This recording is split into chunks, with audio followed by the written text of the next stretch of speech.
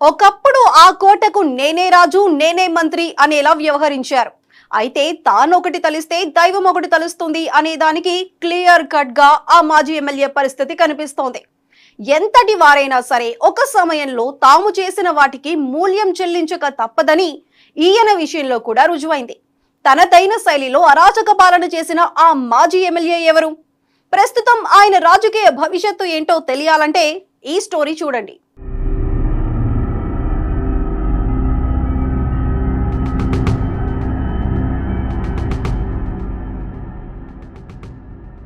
YCP కీలక నేతల్లో పిన్నెల్లి రామకృష్ణారెడ్డి ఒకరు.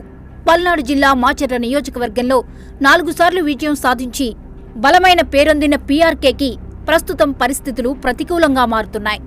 ఎన్నికల సమయంలో జరిగిన ఈవీఎం ధ్వంసం కేసుతో పాటు అదే సమయంలో మరో 3 ఘర్షణలకు సంబంధించి ఆయనపై కేసులు నమోదయ్యాయి. ప్రస్తుతం ఈ కేసులకు సంబంధించి కోర్టులో విచారణ జరగడంతో ఈవీఎం ధ్వంసం కేసుతో పాటు మహిళపై జరిగిన దాడి కేసులో పిన్నెల్లికి బెయిల్ మంజూరైంది. అయితే పాల్వాయి గేటులో జరిగిన ఘర్షణలో శేషగిరిరావుపై జరిగిన దాడి, సీఐపై దాడి కేసుల్లో మాత్రం ఆయనకు 14 రోజులు జ్యుడిషియల్ రిమాండ్ విధించింది న్యాయస్థానం. దీంతో ప్రస్తుతం పిన్నెల్లి రామకృష్ణారెడ్డిని జైలుకు తరలించారు. కూటమి ప్రభుత్వం ఏర్పడకముందు వైసీపీ హయాంలో పిన్నెల్లి రామకృష్ణారెడ్డి అంటే పల్నాడు రాజకీయాల్లో ఎదురులేని నేత. పోలీస్ స్టేషన్లో సైతం ఆయన పెట్టమంటేనే కేసు లేకుంటే లేదు అనేలా ఉంటాయని టాక్ ఉంది. తెలుగుదేశం కార్యకర్తలపై పిన్నెల్లి అనుచరులు దాడులు చేస్తే కాపాడమని పోలీస్ స్టేషన్కు వెళ్తే బాధితులపైనే తిరిగి కేసులు పెట్టిన పరిస్థితులు కూడా ఉన్నాయని ఆరోపణలు ఉన్నాయి. స్థానిక సంస్థల ఎన్నికల సందర్భంగా పిన్నెల్లి సోదరులు చేసిన దౌర్జన్యం అంతా ఇంతా కాదు. వెల్దుర్తి మండలం జోపలవీడు ఎంపీటీసీ స్థానానికి టీడీపీ తరపున మహిళా అభ్యర్థి నామినేషన్ వేసేందుకు ప్రయత్నించగా ఆమె నామినేషన్ పత్రాలు చింపేసిన ఘటన అప్పట్లో హాట్ టాపిక్ అయింది. టీడీపీ కార్యకర్తలపై దాడులు జరుగుతుంటే వారికి ధైర్యం చెప్పేందుకు వెళ్లిన టీడీపీ నేతలు బొండా ఉమ్మ, బుద్దా వెంకన్నపై సైతం కర్రలతో దాడులకు పాల్పడ్డారు. మాచర్ల నియోజకవర్గంలో మున్సిపల్ జెడ్పీటీసీ, ఎంపీటీసీ, సర్పంచులకు జరిగిన స్థానిక సంస్థల ఎన్నికల్లో పిన్నెల్లి సోదరులు మరింత రెచ్చిపోయారు.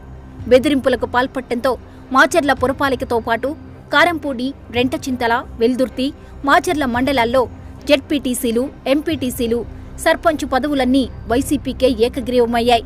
ప్రతిపక్షాలను కనీసం నామినేషన్లు వేయకుండా అడ్డుకున్నారని తీవ్రస్థాయిలో టీడీపీ, జనసేన నేతలు ధ్వజమెత్తారు.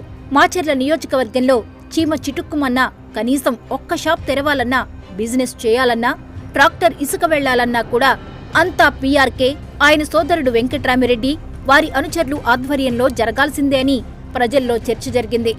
ఒక సమయంలో మాచర్ల నియోజకవర్గంలో ప్రతిపక్ష నాయకుడు అనే వ్యక్తి ఉండే పరిస్థితి లేదనే విధంగా చెప్పొచ్చు. ఆయనకు ప్రత్యర్థిగా నిలబడటానికి ముందుకెవరూ వెళ్లలేకపోయారు. టీడీపీ నేతలపై దాడి చేయడం, కేసులు పెట్టడం, అడ్డు వస్తే వారిని ఊరు నుంచి వెళ్లే విధంగా బెదిరింపులకు పాల్పడటం, ఇవన్నీ నియోజకవర్గంలో సహజంగా మారిపోయాయని రాజకీయ వర్గాల్లో అనేక మార్లు చర్చలు జరిగాయి. అలానే మాచర్ల నియోజకవర్గంలో లిక్కర్ మాఫియా కూడా పెద్ద ఎత్తున జరిగిందనే ఆరోపణలు ఉన్నాయి. నియోజకవర్గంలో అక్రమ మద్యం అమ్మకాలతో పాటు సాధారణ లిక్కర్ కూడా ప్రభుత్వ వైన్స్ నుంచి డైరెక్ట్ గా పీఆర్కేకి చెందిన బార్ షాపులకు వెళ్లేవని ఓపెన్ సీక్రెట్ అంటున్నారు నియోజకవర్గ వాసులు. ఇక బియ్యానికి సంబంధించి కూడా పెద్ద ఎత్తున మాఫియా జరిగిందని, వారిపైన అధికారులు చర్యలు తీసుకునే పరిస్థితి కూడా లేదనే టాక్ ఉంది. ఎవరైనా అధికారులు వారిని అడ్డుకుంటే వెంటనే పీఆర్కే నుంచి కానీ ఆయన సోదరుడు వెంకట్రామిరెడ్డి నుంచి కూడా కాల్స్ వచ్చేవని నియోజకవర్గంలో అధికారులు అనేకసార్లు ఉన్నతాధికారులకు మొరపెట్టుకున్న పరిస్థితులు ఉన్నాయి.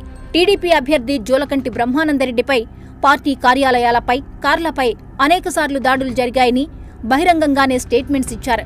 వాటికి సంబంధించి ఎక్కడా కూడా కేసులు నమోదు చేయడానికి పోలీసులు ముందుకు వచ్చిన పరిస్థితులు లేవు. జూలకంటి బ్రహ్మానందరెడ్డిని కూడా నియోజకవర్గానికి వచ్చే పరిస్థితులు లేకుండా కేసులు నమోదు చేయించి ఇబ్బంది పెట్టిన పరిస్థితులు చాలానే ఉన్నాయి. తనని తానుగా మాచర్ల నియోజకవర్గానికి రాజుగా భావించుకుంటూ తన రాజ్యంలో తనకు ఎవరూ ఎదురు నిలవకూడదనే విధంగా పీఆర్కే పాలన సాగించేవారిని చర్చ ఎన్నో ఏళ్లగా నడుస్తూ ఉంది.